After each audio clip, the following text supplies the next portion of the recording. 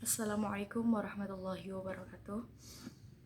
Halo teman-teman, bertemu lagi dengan saya Vicky Setiawati. Pada vlog kali ini saya akan menjelaskan penjelasan pada kitab Minhajul Abidin mengenai bab yang cukup menarik, yaitu tentang mubah. Nanti kita tahu ada beberapa pembagian-pembagian tentang mubah. Bismillahirrahmanirrahim. Inna ahwali anna haulani setuhune piro-piro tingkah al mubahu ing perkara kang mubah fi jumlati ing dalam jumlah salah sata aksami iku telu pembagian ahaduha utawi salah sijine iku ayak khudahu yen to ngalap al abdu ing perkara kang mubah mufakhiron hale mufakhir makasiron kang nuperih al mubahian ing perkara kang mubah maro iyan ing riya fayakuna mongko yen to ono al akhadahu minhu ngalap minhu saking perkara kang mubah fi'lan ing perkara mungkar yastaujibu yento wajib ing abad ala dohiri ing atase perkara kang dohir fi'luhu perkara mubah iku habsu ing ketahan wal hasub lan hasub wal laumu lan winado wat ta'yiri lan wong celak wa huwa utawi wong celak wau iku mungkarun wong kang mungkar wa syarru lan ala yastaujibu kang hak apa abad ala batin ing atase wetenge fi'luhu perkara kang mungkar al mungkaru perkara mungkar wa huwa utawi perkara mungkar at-takasur ngakeh-ngakeh bondo wal tafakhir lan ngagung-agungaken wa adzabun nar la ing siksa neraka wa dzalika lan mengkono-mengkono al qasdu sejo minhu saking mungkar iku ma'asiyan maksiat wa dzambi lan dosa liqaulihi kaya pengendikane Allah Ta'ala hale mohor sapa Allah Ta'ala annama satuhune al hayatu urip ad-dunya ing anaun dunya iku laibun dolanan walahun lan lelucon wazinah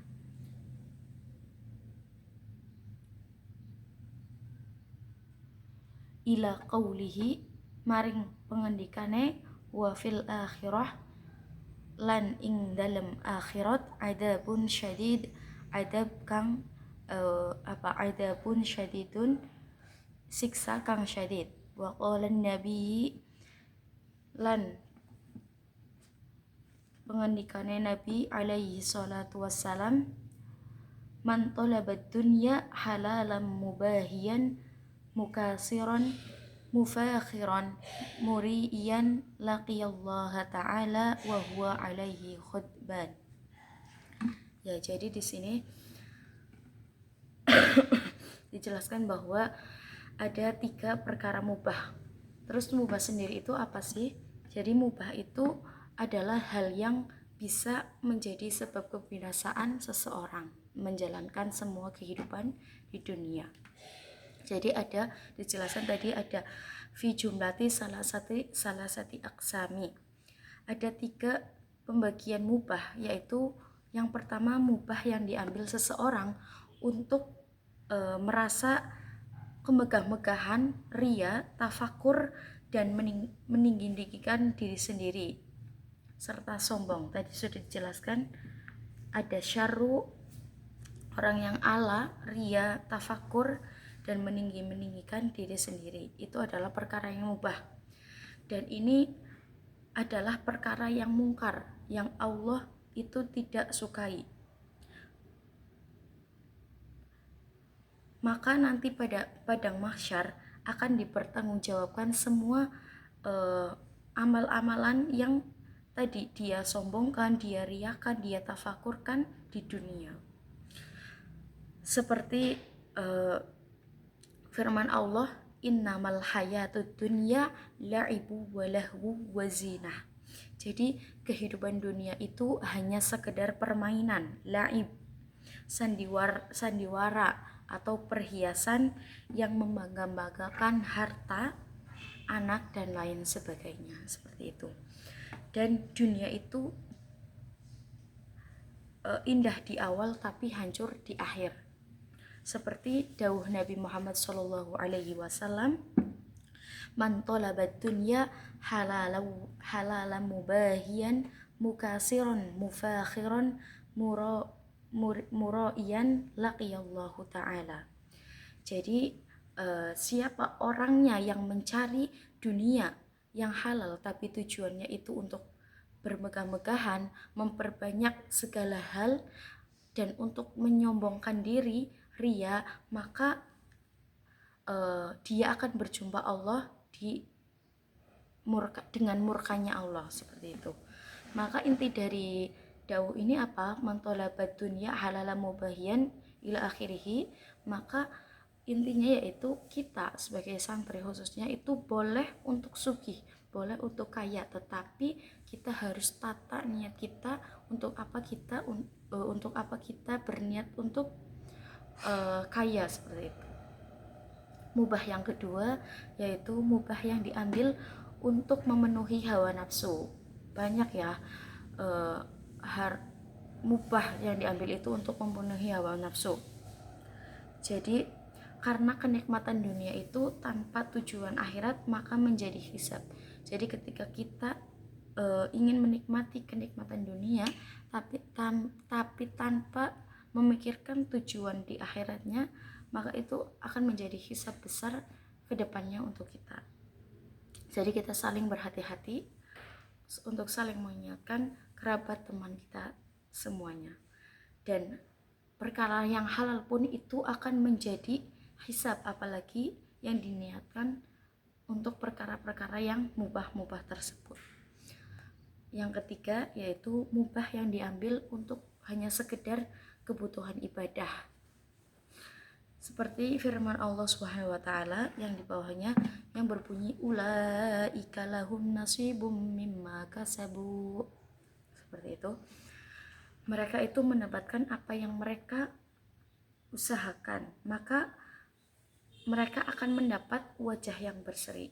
Jadi dengan perkara mubah yang diambil hanya sekedar untuk kebutuhan beribadah, maka mereka akan mendapatkan apa yang mereka usahakan saja, seperti itu. Dan di hari kiamat wajah mereka akan terlihat sangat berseri-berseri. Dan di sini ada 4 kiat bagi santri yang tidak boleh kita lupakan. Yang pertama yaitu santri itu harus dituntut untuk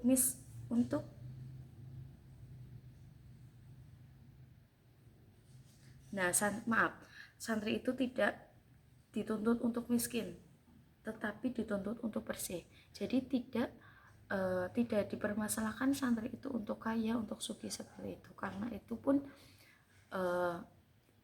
kebutuhan kita di dunia untuk mencukupi kebutuhan kita di dunia. Jadi tetapi kita harus mempunyai hati yang bersih, walaupun kita kaya, walaupun kita sugih, kita tidak boleh menyombongkan diri, ria ataupun lain sebagainya, seperti itu. Yang kedua, makan, bekerja, istirahat itu diniatkan dalam hal ibadah. Jadi tidak seakan-akan kita makan, istirahat itu hanya untuk kebutuhan hawa nafsu saja, tetapi kita selingi atau kita niatkan hal tersebut, bekerja, menafkahi keluarga, seperti itu untuk hal beribadah kepada Allah Subhanahu wa taala. Jadi ada nilai pahalanya. Yang ketiga, jangan iri kepada dunia yang dimiliki orang lain dan tidak membangga-banggakan diri terhadap diri sendiri. Jadi ketika kita melihat orang lain dalam hal dunia itu sangat mewah, sangat cukup, kita tidak boleh iri. Kita syukuri apa yang Allah telah berikan kepada kita saat ini. Dan ketika kita dalam posisi orang tersebut, kita tidak boleh membangga-banggakan diri, kita tidak boleh menyombongkan diri kepada orang yang lebih bawah dalam hal dunia, maksudnya di antara kita. Yang keempat itu kita harus memperbanyak muhasabah diri atau mengukur diri sendiri, seberapa jauh kita, seberapa kita itu sudah dekat kepada Allah, seperti itu. Kita harus memperbanyak muhasabah diri kepada kita. Kita tidak boleh membanding-bandingkan kita dengan orang lain, kita sangat hebat ataupun lain sebagainya. Oke, nanti kita akan jelaskan hal-hal menarik lainnya di vlog selanjutnya. Cukup sekian. Wassalamualaikum warahmatullahi wabarakatuh.